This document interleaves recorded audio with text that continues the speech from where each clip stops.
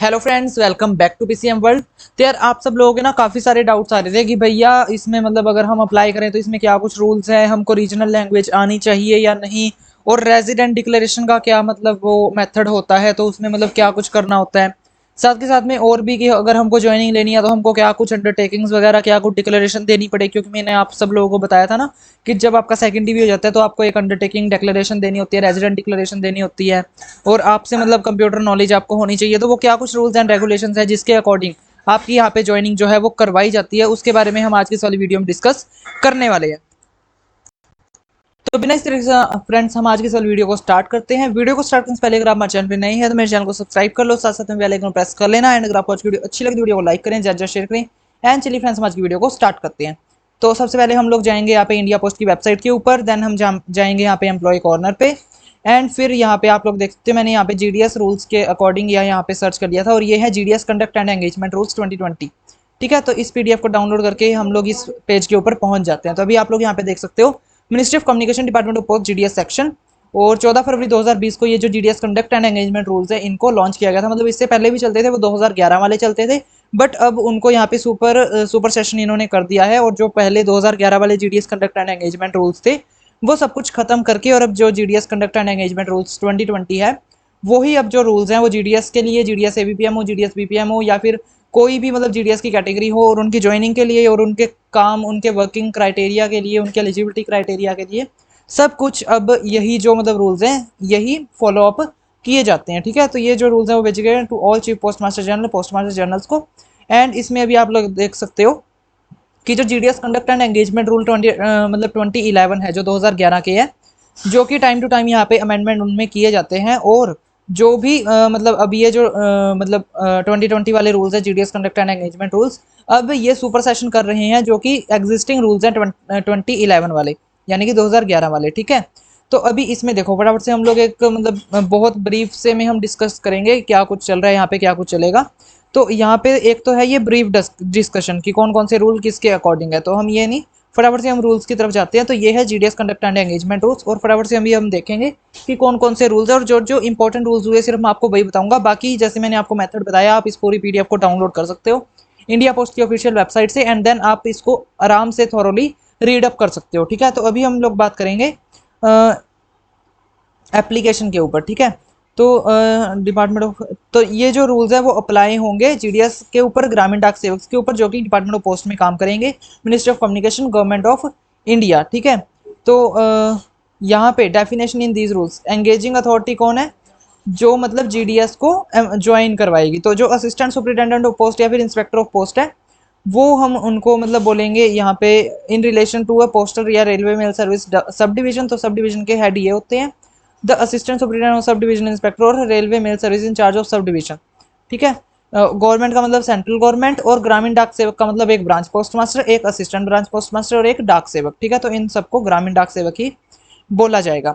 Head of the circle होगा chief post master general, head of division होते हैं superintendent of post, head of region होते हैं वो होते हैं पोस्ट मास्टर जनरल। ठीक है, और मेंबर ऑफ द फैमिली, जो कि ग्रामीण डाक सेवक फैमिली जो जीडीएस है उसकी फैमिली में मेंबर ऑफ द फैमिली कौन माना जाएगा, उसकी वाइफ, उसके चाइल्ड या उसके स्टेप चाइल्ड, और उसके बाद में हु इज अ वुमेन, अगर कोई वुमेन जीडीएस है तो उसका हस्बैंड जो उसके साथ रह रहा है और उसके ऊपर डिपेंडेंट है वो फैमिली मेंबर है। उसके बाद में any other person related whether any blood और बाय मैरिज टू सच सेवक, टू सच सेवक्स वाइफ और husband and Holi dependent on such सेवक।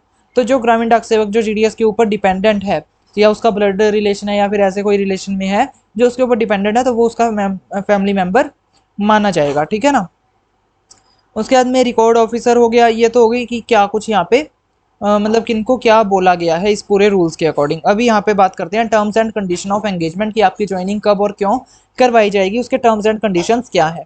तो यहाँ पे है कि एक जो जीडीएस है वो अपनी ड्यूटी 5 घंटे से ज़्यादा एक दिन में नहीं करेगा, तो उसकी ये मतलब रूल हो गई कि आपकी जो ड्यूटी है वो 5 घंटे से ज़्यादा की नहीं रहेगी एक दिन में।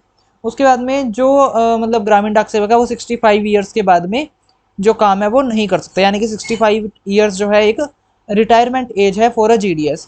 उसके बाद में जो ग्रामीण डाक सेवक है जो जीडीएस है उसको एक अंडरटेकिंग देनी होगी कि आपके पास सोर्स ऑफ इनकम है, अदर सोर्स ऑफ इनकम है इसके अलावा, जो कि आपको सैलरी अभी गवर्नमेंट के द्वारा प्रोवाइडेड करवाई जाएगी। यानी कि अभी आपका यहाँ पे 4 घंटे या 5 घंटे का काम होता है एज ए जीडीएस, तो बीपीएम को 12,000 बेसिक पे एंड एबीपीएम को 10,000 बेसिक पे मिलती है, बट उसमें किसी के भी घर का गुजारा नहीं चल सकता। तो इसलिए ये यहाँ पे आपसे एक अंडरटेकिंग लेते हैं कि अभी मैं यहाँ पे जो 4-5 घंटे काम कर रहा हूँ या कर रही हूँ, इसके अलावा मेरे पास अदर सोर्स ऑफ इनकम है जिससे कि मैं अपना घर चलाता हूँ या चलाती हूँ, ठीक है। उसके बाद में जो जीडीएस है वो transfer can be transferred from one post unit to another post unit in public interest, administrative या विजिलेंस ग्राउंड। तो यहाँ पे ये जो जीडीएस है उसको एक पोस्ट से दूसरी पोस्ट के ऊपर भेजा जा सकता है, यानी कि अगर आप आज यहाँ पे इस बीओ में काम कर रहे हो तो आप कल को दूसरे बीओ में जा सकते हो, आपको वहाँ पे लगाया जा सकता है, चाहे फिर वो आपके सुप्रीडेंट बोले, आपके एएसपी बोले, या फिर विजिलेंस ग्राउंड्स के ऊपर हो, या फिर पब्लिक इंटरेस्ट के ऊपर, यानी कि अगर पब्लिक बोलती है कि इस बंदे को यहाँ से हटा के दूसरी जगह भेज दो तो वो वैसा कर सकते हैं। उसके बाद में जो मतलब सिविल सर्विसेज हैं यूनियन की, या फिर जो सेंट्रल गवर्नमेंट में जो सिविल सर्विसेज आती हैं उससे बाहर है जीडीएस, मतलब उसके अंडर नहीं आता है। उसके बाद में जो जीडीएस है उसको सेंट्रल गवर्नमेंट एम्प्लॉयज़ के जितनी सर्विसेज नहीं दी जाएंगी, और वो नहीं क्लेम कर सकता कि वो एक सेंट्रल गवर्नमेंट एम्प्लॉय के एट पार है, यानी कि उसके बराबर है। उसके बाद में residence in post village delivery jurisdictions of the post office within 1 month after selection but before engagement shall be mandatory for a GDS. तो जो जीडीएस है जो एज ए बीपीएम चल रहा लग रहा है, एज ए बीपीएम सिलेक्ट हुआ है और उसको एज ए बीपीएम ज्वाइन करना है, तो उसमें क्या होगा कि आपको ना जो आपका बीओ है, जो आपका ब्रांच ऑफिस है, आप जहाँ पे सिलेक्ट हुए हो, जहाँ पे आपने काम करना है, उसी के विलेज के अंदर आपको रहना पड़ेगा, और आपको इसकी एक लीगल रेजिडेंट डिक्लेरेशन देनी होगी कि मैं यहाँ पे रहता हूँ या फिर यहाँ पे रहती हूँ, और उसके ऊपर जो सरपंच है उसके स्टैम्प विद सिग्नेचर आपको डिवीजन ऑफिस में देना होता है। और जो एबीपीएम है, अभी मान लो आपका जो बीओ है अभी वो एक विलेज में एंड उसके अंडर 3 विलेज आते हैं, यानी कि 3 विलेज की डाक जो है आपके अंडर ही आती है, आपके बीओ के अंडर ही आती है। तो उन 3 विलेजेस में भी कहीं पर भी रह सकता है एबीपीएम, बट आपका बीओ जिस विलेज में है उसी विलेज में बीपीएम को रहना मैंडेटरी है। और आपके बीओ के अंडर जितने भी विलेज आते हैं, जितनी भी आपकी डिलीवरी जुडिक्शंस है, यानी कि डिलीवरी लाइन्स हम अगर बोल दें कि आपका कितना एरिया कवर करता है बीओ, तो उस एरिया के अंदर अंदर रहना एबीपीएम को कंपलसरी है, और उसको भी इस चीज़ की रेजिडेंट डिक्लेरेशन देनी होती है with stamp with sign of sarpanch. उसके बाद में अगर हम बात करें, ये आपको अपनी एंगेजमेंट से पहले करना होगा, अदरवाइज आपकी ज्वाइनिंग नहीं होगी, तो आपको ज्वाइनिंग से पहले ये जो डिक्लेरेशन है वो देनी होगी, और अगर आप ऐसा नहीं करते हो तो आपके खिलाफ एक्शन जो है वो लिया जा सकता है। उसके बाद में अगर वहाँ पे जहाँ पे अभी आप सिलेक्ट हुए हो, अगर वहाँ पे ब्रांच ऑफिस नहीं है, अगर वहाँ पे बीओ नहीं है, तो आपको उसके लिए अकोमोडेशन खुद से प्रोवाइड करनी पड़ेगी, या तो आप वहाँ पे कि कोई सरकारी जगह का इंतजाम करो, सरपंच से बात करें या करके, या फिर अगर वहाँ पे कोई पंचायती या सरकारी जगह नहीं है तो फिर आप कोई वहाँ पे एक कमरा ढूंढो, एक कोई जगह ढूंढो जहाँ पे कि आप अपना बीओ चला सको, और उसका रेंट भी आपको अपनी ही जेब से देना पड़ेगा। सरकार आपको देगी ऑफिस मेंटेनेंस अलाउंस 500 रुपये पर मंथ, बट अगर उसका रेंट ज़्यादा है तो आपको अपनी जेब से ही देना पड़ेगा, ठीक है। और उसमें क्या होना चाहिए, उसमें आपको यहाँ पे लिख रखा है कि अगर विलेज पंचायत एटसेट्रा की अगर कोई पोस्ट ऑफिस के लिए आपको जगह मिल रही है तो ओके, अदरवाइज आपको खुद वहाँ पे अकोमोडेशन जो है वो प्रोवाइड करवाना पड़ेगा। उसके बाद में एक जो जीडीएस है उसकी जो कॉम्बिनेशन ऑफ ड्यूटीज़ है वो भी परमिसिबल है, यानी कि अगर आप जहाँ पे अभी काम कर रहे हो आप सिंगल बीपीएम हो तो आपको एबीपीएम का अपना काम साथ में करना पड़ेगा, या फिर अगर आप सिंगल एबीपीएम हो तो आपको बीपीएम का भी काम साथ में करना पड़ेगा। आपको ऐसे नहीं है कि दोनों काम आप मना कर दो, आपको दोनों काम भी करने पड़ सकते हैं, ठीक है। बट ना ये मतलब बहुत रेयरली होता है, अगर आपका सिंगल हैंडेड बीओ है ना, मतलब अभी आपका जहाँ पे सिलेक्शन हो रखा है या होगा, तो आप वहाँ पे एक बार पहले विजिट कराओ कि वो सिंगल हैंडेड है या डबल हैंडेड है, वो आपको एज इट इज ही पता लग जाएगा। अगर वहाँ पे एक बंदा काम कर रहा है तो सिंगल हैंडेड है, मतलब कल को आपको अकेले जाके सब काम करना है। अगर वहाँ पे अभी 2 बंदे लगे हुए हैं मतलब वो डबल हैंडेड है, यानी कि अगर आप कल को जाओगे वहाँ पे ज्वाइन होगे तो आपको एबीपीएम बंदा जो डाक बांटने वाला है वो साथ में मिलेगा, या जो बीपीएम है वो आपको साथ में मिलेगा। तो मतलब वो सिंगल हैंडेड डबल हैंडेड वो ऐसे होते हैं बीओस।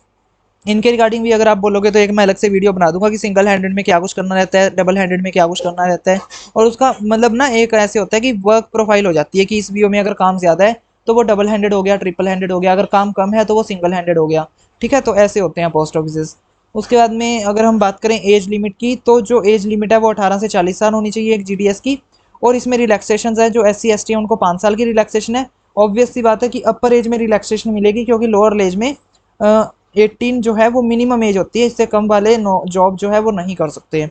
तो अपर एज में 5 साल की रिलैक्सेशन है SC ST को, OBC को 3 साल की है, EWS को कोई रिलैक्सेशन नहीं है, जो PWD कैंडिडेट है उनको 10 साल की है, और जो PWD भी है साथ में OBC भी है उनको 13 साल की रिलैक्सेशन है, और जो PWD भी है SC ST भी है उनको 15 साल की रिलैक्सेशन है। यानी कि अगर आप PWD कैंडिडेट हो और SC ST भी हो आप, तो अगर आप 55 साल के भी हो आप तब भी इसमें अप्लाई कर सकते हो। ठीक है।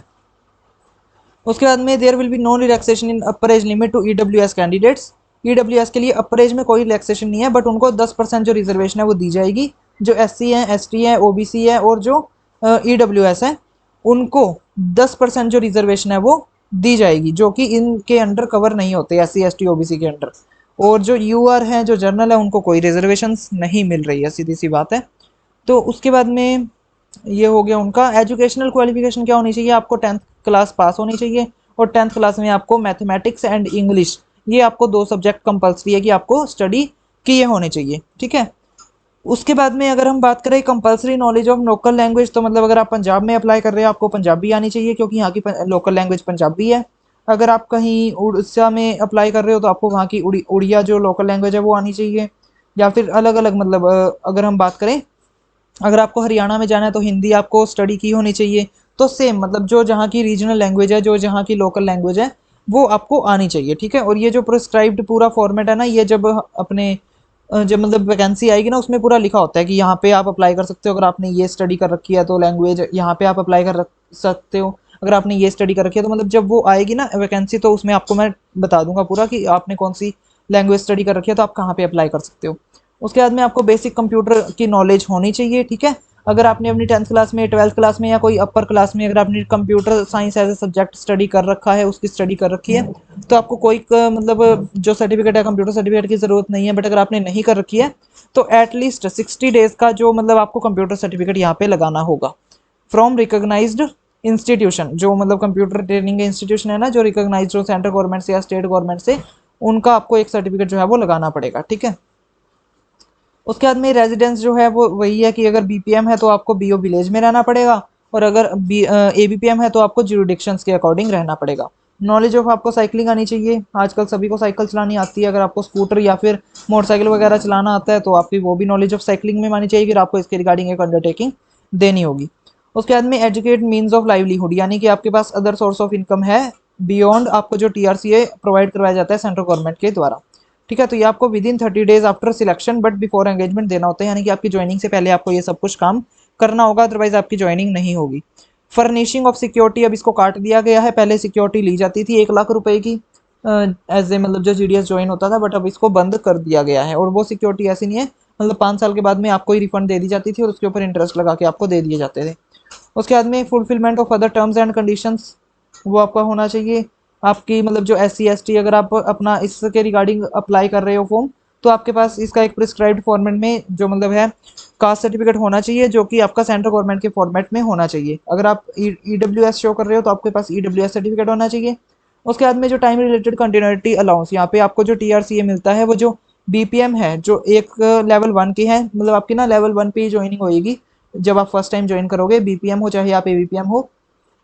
तो अगर आप मतलब जैसे कि एट दी ज्वाइनिंग टाइम जो बीपीएम है लेवल 1 का होगा, 4 घंटे की उसकी ड्यूटी रहेगी, 12,000 रुपये आपको टीआरसी पर मंथ दिया जाएगा। इसके अलावा आपको डीएनएस अलाउंस मिल जाएगा, और साथ में आपको ऑफिस मेंटेनेंस अलाउंस भी दिया जाएगा। और साथ में अगर आप कोई कॉम्बिनेशन ऑफ ड्यूटीज परफॉर्म कर रहे हो तो आपको कंबाइंड ड्यूटी अलाउंस भी दिया जाएगा। और एक फ्रेशर बीपीएम की इन हैंड सैलरी कितनी है, अगर आपको वो जानना है तो उसका लिंक आपको यहाँ पे 3 डॉट्स पे क्लिक करना, आई बटन पे क्लिक करना, वहाँ पे आपको इस वीडियो का लिंक जो है वो मिल जाएगा। या फिर सिंपली आप यूट्यूब में सर्च कर लेना fresher BPM in hand salary PCM world, तो आपको सबसे ऊपर मेरी जो वीडियो वो देखने को मिल जाएगी। और जो बीपीएम लेवल 2 है, जो 5 घंटे की ड्यूटी होती है, उनका 14,500 बेसिक पे रहता है। जो एबीपीएम लेवल 1 4 घंटे की ड्यूटी, उनका 10,000 रुपये बेसिक पे। और जो एबीपीएम लेवल 2 5 घंटे की ड्यूटी वाले, उनका 12,000 रुपये बेसिक पे यहाँ पे रहता है। और ये जो है वो साल दर साल बढ़ता है, क्योंकि हमारा एनुअल इंक्रीमेंट लगता है, तो वो 3% हर एक साल बढ़ जाता है। उसके बाद में मेथड ऑफ एंगेजमेंट क्या रहेगा यहाँ पे, आपको ऑनलाइन अप्लाई करना पड़ेगा, और जो एस सी एस टी है उनको, और जो पीडब्ल्यूडी कैंडिडेट्स हैं और जो फीमेल कैंडिडेट्स हैं, उनका 1 रुपया भी नहीं लगेगा अप्लाई करने के लिए। बट जो यूआर यानी कि जनरल है, ओबीसी है और ईडब्ल्यूएस है, उनको 100 रुपये जो है जो फीस है मतलब देनी पड़ती है at the time of application. उसके बाद में जॉब प्रोफाइल की बात कर लें, जो बीपीएम है उनका क्या कुछ काम रहता है, आपका काम रहता है सारा आपको कैश के साथ खेलना रहता है। मतलब जो एक बैंक के कैशियर का काम होता है ना, वो आपका काम रहता है, और साथ के साथ में एक जो बैंक के मैनेजर का काम होता है वो भी आपका साथ में यहाँ पे काम रहेगा। आपको सारा कैश का काम करना है, कैश डिपॉजिट, कैश विड्रॉल, और जो मतलब अदर वहाँ पे जर्नल्स वगैरह, स्पेसिमेन वगैरह, उनका रिकॉर्ड रखना होता है। साथ के साथ में अगर कोई न्यू अकाउंट्स ओपन वगैरह करने हैं तो वो आपको रहेगा। उसके बाद में जो इनकी अलग अलग स्कीम्स आती हैं, आरपीएलआई चलती है, पॉलिसीज चलती है, इंडिया पोस्ट पेमेंट्स बैंक का काम चलता है, वो सारा कुछ आपको हैंडल करना रहेगा एज ए ओनली बीपीएम। ठीक है, बाकी अगर कंबाइंड ड्यूटी लग गई तो एबीपीएम का भी काम करना पड़ेगा। एबीपीएम का भी काम क्या है वो अभी आपको आगे चल के बताऊंगा। तो आईपीपी का काम हो गया। उसके बाद में जो डिपार्टमेंट के द्वारा जो भी स्मार्टफोन या डिवाइस वगैरह आपको दिया गया उसकी आपको मेंटेनेंस अच्छे से रखनी है, वो आपका काम है। जो रिकॉर्ड्स हैं मेंटेनेंस और जो हैंड हेल्ड डिवाइसेज हैं, उसके बाद में ऑनलाइन ट्रांजैक्शंस जो होती हैं, marketing of postal India post payments bank services और जो बिजनेस को बढ़ाना है वो है एक बीपीएम का काम। ठीक है, उसके बाद में द वर्क परफॉर्म्ड फॉर, अगर आप आईबीपी का कोई काम करते हो तो वो आपके इस वर्क लोड में मतलब नहीं गिना जाएगा, उसका आपको अलग से कमीशन मिलेगा। और आपको आरपीएलआई पॉलिसी वगैरह करते हो आपको उसका भी अलग से कमीशन मिलता है। अगर आप किसी की एफडीटीडी वगैरह करते हो उसका भी आपको अलग से जो है कमीशन मिलता है। ठीक है, तो उसके बाद में अगर हम बात करें, अगर आपके आईपी द्वारा, आपके एसपी द्वारा, अगर आपके एएसपी द्वारा कोई और आपको जो काम है वो सौंपा गया है तो वो भी आपको करना रहेगा। उसके बाद में असिस्टेंट ब्रांच पोस्ट मास्टर का काम क्या होता है, उसको सारी अपनी जो डाक वगैरह है वो सब ऑफिस से लेके आनी होती है, कन्वेंस करनी होती है। उसके बाद में उनकी सबकी डिलीवरी करनी होती है एट दी डोर स्टेप। और जो मतलब डोर स्टेप अगर कोई आपको बोलता है आईपीपी का काम करने के लिए तो वो भी एबीपीएम का काम रहता है कि आप उस बंदे के घर पे जाओ और आईपीपी का जो काम है वो करो, या फिर अदर ट्रांजेक्शन वगैरह है वो भी आप करो। ठीक है, उसके बाद में जो आईपीपी का काम एबीपीएम करेगा वो उसके वर्कलोड में नहीं काउंट होगा और उसका अलग से आपको कमीशन जो है वो दिया जाएगा। और अगर कोई बीपीएम नहीं है आपके साथ तो आपको एबीपीएम का भी काम, मतलब बीपीएम का भी काम जो है वो साथ में करना पड़ेगा। अभी डाक सेवक क्या होते हैं, इनकी जो ज्वाइनिंग होती है वो होती है इनकी सब ऑफिस में, यानी कि जो बीपीएम और एबीपीएम होते हैं वो होते हैं ब्रांच ऑफिस में, बीओ में। और जो डाक सेवक होते हैं उनकी जो ज्वाइनिंग होती है वो होती है एसओ में, यानी कि सब ऑफिस में या फिर हेड ऑफिस में। तो इनका क्या काम रहता है, डाक को देखना, उनकी सॉर्टिंग करना और जो डिलीवरी करना उनकी। ठीक है, उसके बाद में जो पोस्ट मास्टर हैं, जो सब पोस्ट मास्टर हैं, उनके काम में मदद करना, आईपीपी का काम करना, आरएमएस में अगर कोई काम है तो वो काम करना। आईपीपी का इनको भी अलग से ही कमीशन जो है वो दिया जाता है। और जो सब मतलब अगर आपके आईपी एएसपी या एसपीओ ने कोई आपको अलग से काम दिया है तो वो भी आपको करना रहेगा। उसके बाद में डिस्चार्ज स्कीम क्या रहती है, all categories of Gramin Dak Sevak can avail the voluntary discharge scheme on completion of 20 years of engagement period और on medical grounds as per instructions issued from time to time by the department. यानी कि अगर आप पहले अपनी रिटायरमेंट चाहते हो तो आप पहले अपनी रिटायरमेंट जो है वो ले सकते हो। जब आपको 20 साल एज ए जीडीएस की सर्विस के करते हुए कंप्लीट हो जाते हैं तो आप मेडिकल ग्राउंड पे या फिर वॉलंटरी डिस्चार्ज जो है अपना ले सकते हो, यानी कि आप वॉलंटरी रिटायरमेंट जो है अपनी ले सकते हो। और 20 साल जब आपको कंप्लीट हो जाते हैं और आप अपनी वॉलंटरी डिस्चार्ज लेते हो तो आपको सारे वही बेनिफिट्स दिए जाते हैं जो कि एक रिटायर्ड ऑफिसर को मिलते हैं। वैसे ज़्यादा कुछ खास नहीं मिलता, बट फिर भी जो भी मतलब दिए जाते हैं आपको सेम वही मिलेंगे। एंगेजिंग अथॉरिटी आपके जो एबीपीएम हो अगर आप, तो आपका जो सब डिविजनल हेड होता है, जो इंस्पेक्टर होते हैं, वो आपकी एंगेजिंग अथॉरिटी रहेगा, वो आपकी ज्वाइनिंग करवाएंगे। और अगर आप बीपीएम हो तो जो सुपरिटेंडेंट ऑफ पोस्ट होते हैं, एसपी होते हैं, वो आपकी एंगेजिंग अथॉरिटी रहेंगे। पावर्स ऑफ एंगेजिंग अथॉरिटी, तो पावर्स उनके पास क्या कुछ होती है वो हम यहाँ पे थोड़ी मतलब अभी ब्रीफ में बात नहीं करेंगे। बट हाँ, ये क्या है कि रूल 9 के अकॉर्डिंग वो आपकी एंगेजिंग अथॉरिटी, और आगे चल के हम बात करेंगे कि उनके पास क्या कुछ जो है पावर्स रहती हैं। उसके बाद में पेंशन या जीडीएस ग्रेजुएटी या सेवरेंस अमाउंट, तो ग्रामीण डाक सेवक shall not be entitled any pension, तो उनको कोई पेंशन नहीं मिलती है जो जीडीएस है। बट हाँ, उनको जो जीडीएस की ग्रेजुएटी है वो मिलती है। और सेवरेंस अकाउंट जो एसडीबीएस में, सर्विस डिस्चार्ज बेनिफिट स्कीम में, अगर आप कोई अपना पैसा इन्वेस्ट करते हो तो वो आपको जितने भी पैसे हैं वो आपको मिलते हैं। अभी जैसे कि 300 रुपीज़ हमारी तरफ से जा रहा है, 300 गवर्नमेंट डालती है, तो हमारा जितना भी इकट्ठा होगा तो उसके अकॉर्डिंग हमको जितने पैसे हमारे इकट्ठे होंगे वो हमको मिलते हैं। लीव जो है वो ग्रामीण डाक सेवक वो जीडीएस को मिलती है 20 डेज की जो लीव है, पेड लीव आपको मिलती है 1 साल के अंदर। और 10 लीव आपको हर एक हाफ ईयर में, यानी कि जनवरी से लेकर जून तक आपको 10 पेड लीव मिलेंगी। फिर जुलाई से लेकर दिसंबर तक आपको 10 पेड लीव जो है वो मिलेंगी, यानी कि आपको 20 पेड लीव इकट्ठी नहीं मिलती। उसके बाद में अगर आप expiry of the maximum period of leave admissible granted to him और वेयर सच एग्जांपल लीव है less than the maximum period admissible to these rules even absent from duty or any period which divided in the leave granted exceeds limit up to which granted leave he shall have to government action। तो अगर मतलब आपको जितने दिन की leave आपको provide करवाई गई है, अगर आप उससे ज़्यादा दिन छुट्टी पे रहते हो तो आपको एब्सेंट माना जाएगा। और अगर आप ज़्यादा दिन एब्सेंट रहते हो तो रूल 10 के अकॉर्डिंग आपके ऊपर जो डिसिप्लिनरी एक्शन है वो लिया जाएगा। इमरजेंसी लीव भी आप ले सकते हो 1 महीने मतलब 1 साल के अंदर अंदर आप 5 अपनी जो इमरजेंसी लीव है वो ले सकते हो। बट आप मतलब ना कंटिन्यूस 2 दिन से ज़्यादा एब्सेंट नहीं रह सकते ऐसे इमरजेंसी लीव के अकॉर्डिंग। मैटरनिटी लीव जो है वो 180 डेज की मैक्सिमम दी जाती है ग्रामीण डाक सेवक को जो जीडीएस फीमेल है। टर्मिनेशन ऑफ एंगेजमेंट, आपको अगर 3 साल से कम एंगेजमेंट मतलब अगर आपको अभी 3 साल कंप्लीट नहीं हुए हैं तो आपको कभी भी जॉब से निकाल सकते हैं, बट जब आपको 3 साल कंप्लीट हो जाते हैं तो विदाउट एनी लेटर या विदाउट एनी मतलब किसी भी तरीके से आपको नहीं निकाल सकते, ठीक है। उस मतलब 3 साल अभी आप मान लो कि आपका एक प्रोबेशन पीरियड हो जाता है, उसके बाद में आप 3 साल के बाद में वैसे भी यार आप एज ए एमटीएस या फिर पोस्टमैन के लिए अप्लाई कर सकते हो। और अगर मतलब ना ये आपको टर्मिनेशन ऑफ अगर 3 साल आपको कंप्लीट नहीं हुआ है तो आपको 1 साल का ये पीरियड देंगे, 1 साल का पहले लेटर देंगे कि अभी हम आपको 1 महीने के मतलब 1 मंथ का कि आपको हम 1 मंथ के बाद निकाल देंगे जॉब से, तो आपको 1 मंथ पहले जो है वो लेटर दिया जाएगा। और उसके बाद में हाँ अगर मतलब आपको जैसे कि अगर आप अपना रिज़ाइन देना चाहते हो तो वो भी आपको 1 मंथ पहले मतलब देना होगा। अगर आप 1 मंथ पहले नहीं देते हो तो आपकी 1 महीने की जो सैलरी है वो आपको नहीं मिलेगी, सीधी सी बात है, ठीक है। उसके बाद में नेचर ऑफ पेनल्टीज, तो माइनर पेनल्टीज में क्या होता है, सेंसर, यानी कि आपको थोड़े दिनों के लिए मतलब वो कर देंगे, सेंसर कर देंगे, यानी कि आपको पेनल्टी लगा देंगे थोड़ी बहुत कोई मिनिमम सी। उसके बाद में अगर आप या फिर वो कर सकते हैं कि आप जो रिक्वायरमेंट के लिए बैठते हो ना, मतलब जो एलडीसी में बैठते हो, लिमिटेड डिपार्टमेंट कॉम्पिटिटिव एग्जामिनेशन, या जिसको हम डिपार्टमेंटल एग्जामिनेशन भी कहते हैं, उससे आपको डिबेयर कर देंगे, यानी कि 1 साल के लिए या 2 साल के लिए आपको उससे रद्द कर देंगे कि आप इतने साल अपना जो पेपर है वो नहीं दे सकते हो। उसके बाद में being considered for requirement to multitasking staff और सिक्योरिटी का, हाँ तो मतलब 3 साल अगर आपको कंप्लीट हो गए हैं तो माइनर पेनल्टीज में क्या होता है कि आपको वो पेपर नहीं देना देंगे, या फिर आपका जो टीआरसीए है उसमें जो एनुअल इंक्रीमेंट लगता है वो आपका एनुअल इंक्रीमेंट रोक देंगे, ठीक है। तो ये हो जाता है माइनर पेनल्टीज में। अभी मेजर पेनल्टीज में क्या होता है, reduction to a lower stage in TRCA slab, यानी कि अगर आप बीपीएम हो तो आपको एबीपीएम बना देंगे, बीपीएम लेवल 2 हो तो बीपीएम लेवल 1 बना देंगे। मेजर पेनल्टीज आपको ऐसे लगा सकते हैं वो, या फिर आपको जॉब से निकाल देंगे। मतलब ऐसे भी हो सकता है ना कि अगर आपने कोई ज़्यादा बड़ा फ्रॉड कर दिया, घपला कर दिया, तो फिर वो क्या करेंगे, वो आपको जॉब से निकाल देंगे।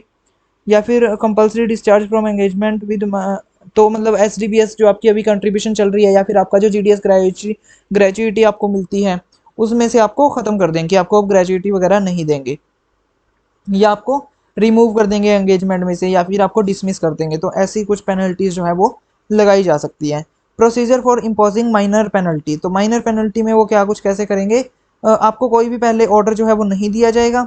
उसके बाद में उनको राइटिंग में, मतलब जो जीडीएस है उसको राइटिंग में एक लेटर आएगा कि आपके ऊपर ये जो पेनल्टी है वो लगाई गई है, और फिर आपके पास टाइम रहता है कि 10 से 15 दिन का आपके पास टाइम रहता है। अगर आपके पास कोई कंप्लीट एक्सप्लेनेशन है इसके रिगार्डिंग तो आप वो दो, अगर वो आपके डिपार्टमेंट को समझ में आई तो ठीक है, आपसे पेनल्टी हट जाएगी, अगर नहीं समझ में आई तो आपके ऊपर जो वो पेनल्टी है वो कम्प्लीटली इम्पोज हो जाएगी। मेजर पेनल्टीज में भी क्या होता है, वो सेम आपके ऊपर एक्शन लेते हैं और आपको consideration by the no order imposing any of the penalty specifies in this the writing proposal, हाँ तो उसको भी मतलब लेटर आएगी और आप अगर उसके ऊपर भी आपके पास एक्सप्लेनेशन है तो आप दे सकते हो, अदरवाइज वो आपके ऊपर चार्जेस जो है वो नहीं हटाएंगे। उसके बाद में the record of proceeding shall include, तो ये तो मतलब सब ना वही बातें होगी बा, मतलब ऐसे ही टाइम पास वाली। Disciplinary prediction proceedings after discharge, तो क्या कुछ वो कर सकते हैं, क्या कुछ, ये तो यार इतना सब कुछ ना डीपली कोई नहीं जाता, हमारे इधर तो एटलीस्ट नहीं जाते हैं, क्योंकि ऐसा कुछ हमने देखा ही नहीं, कुछ वो करते ही नहीं है। उसके बाद में पुट ऑफ ड्यूटी आपको कर सकते हैं, मतलब जॉब से आपको इतने दिन के लिए सस्पेंड कर देंगे या फिर ऐसे कुछ कर देंगे, और उतने दिन का आपको ना सैलरी मिलेगी ना आपकी काउंट्स होंगी सर्विसेज में, और मतलब आपको सीनियरिटी लिस्ट भी फिर उसी के अकॉर्डिंग नहीं मिलती है। उसके बाद में आपको यहाँ पे डीएनएस अलाउंस भी कईयों का जो मतलब है वो बंद किया जा सकता है। बाकी आप अपील कर सकते हो जब आपको मतलब पुट ऑफ किया जाता है या फिर आपके अकॉर्डिंग कोई आपके ऊपर कोई एक्शन लिया जाता है, तो आपको अपील के लिए 10 से 15 दिन दिए जाते हैं, आप अपने सबॉर्डिनेट को अपील कर सकते हो। Period of limitations for appeal, तो हाँ यहाँ पे भी कितने दिन आपको दिए जाएंगे वो सब कुछ है। अपील कैसे कर सकते हो, वही बस लिख कर आप लेटर भेज सकते हो अपने सुप्रिटेंडेंट को या फिर इंस्पेक्टर को। उसके बाद में रिवीजन हो गया, रिव्यू कैसे कैसे रिव्यू लिए जा सकते हैं, जनरल, तो ये सब तो ना ये मतलब वही है कि जो जो मतलब सही बात थी, जो जो हमारे काम की थी वो मैंने सब आपको बता दी है। बाकी अगर आपको ये सब चीज़ें भी पढ़नी हो तो आप ये पीडीएफ डाउनलोड कर लेना और आप देख लेना, इसको अच्छे तरीके से पढ़ लेना। वैसे यार इतनी ये कुछ ज़्यादा ज़रूरी नहीं है, ना कोई ज़्यादा काम में आती है। जो जो काम में आती है, जो जो ज़रूरी है आपकी ज्वाइनिंग के लिए या फिर कल आप काम कर रहे हो तो उसके लिए जो जो ज़रूरी है वो मैंने आपको बता ही दिया है। उसके बाद में ये सब कैटेगरीज आ गई कि आपको कहाँ कहाँ लगा सकते हैं। और स्टैंडर्ड चार्जशीट माइनर पेनल्टीज़ की जो चार्जशीट है उसका ये रहा कि आपके ऊपर कैसे चार्जशीट लगेगी, वो सब कुछ यहाँ पे आपको बताएंगे और 10 दिन का आपको जो टाइम है वो दिया जाएगा। उसके बाद में माइनर पेनल्टीज़ का तो ये हो गया। उसके बाद में अगर मेजर पेनल्टी लगानी है उन्होंने, तो मेजर पेनल्टीज़ का भी ऐसा ही कुछ जो है मेमोरेंडम रहेगा, यहाँ पे आप देख सकते हो फॉर मेजर पेनल्टीज़, ठीक है। तो वो आपको पूरा बताएंगे कि आपके ऊपर क्या पेनल्टी लगाई गई है, क्यों पेनल्टी लगाई गई है, और आपको 10 दिन का जो टाइम है वो दिया जाएगा कि 10 दिन के अंदर अंदर आप हम लोगों को भेज सकते हो कि हमने क्या मतलब आपका क्या है इसका ऊपर उत्तर, आपका एक्सप्लेनेशन क्या है। और अगर वो आपके मतलब डिपार्टमेंट के सही समझ में आता है, अगर आपने सही लिखा है, तो आपके ऊपर से पेनल्टी जो है हटा दी जाएगी, अदरवाइज आपके ऊपर पेनल्टी इम्पोज कर दी जाएगी, ठीक है। तो यही कुछ यार रूल्स एंड रेगुलेशंस थे जो कि एक जीडीएस को ज्वाइनिंग होने से पहले देख लेने चाहिए और बहुत ज़्यादा ज़रूरी है, ताकि कल को आप किसी भी अगर रूल्स एंड रेगुलेशंस के अकॉर्डिंग काम कर रहे हो तो आपको पता हो, और आपका जो सुबॉर्डिनेट है वो आपको किसी भी चीज़ से धमका ना सके, हैरास ना कर सके, मतलब आपको भी पता हो हाँ कि क्या रूल्स एंड रेगुलेशंस हैं एक्चुअली में डिपार्टमेंट में, और आप उससे बाहर ना हो।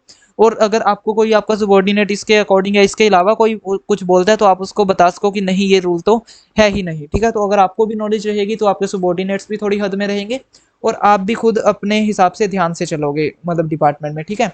बाकी यार यही है कि अगर आप ज्वाइन हो रहे हो तो अपना सारा काम सही से करो।